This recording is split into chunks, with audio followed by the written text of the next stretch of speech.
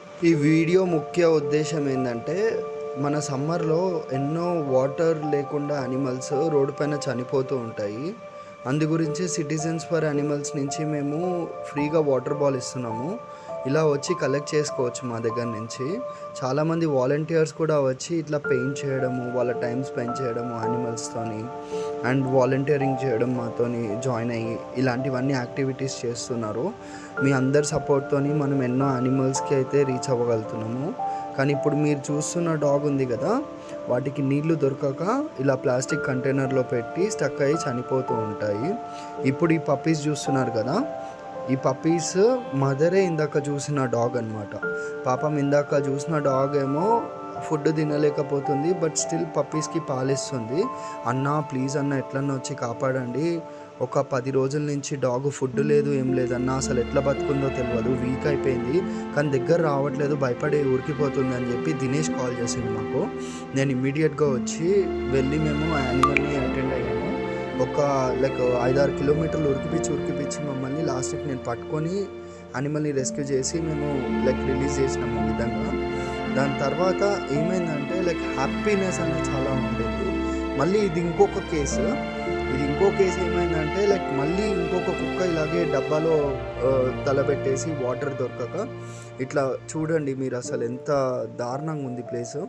ఇట్లా అడవి లోపల దాచుకొని ఉంటాయి కుక్కలు. మేము వెళ్ళినప్పుడల్లా ప్రతిసారి మేము 5-6 కిలోమీటర్లు వాటిని వెనకాల ఫాలో అయ్యి చేజ్ చేసి మా టెక్నిక్స్తోని మేము ఎంతో కష్టపడి ఉరికి ఎంతో కష్టపడి పట్టుకుంటాము.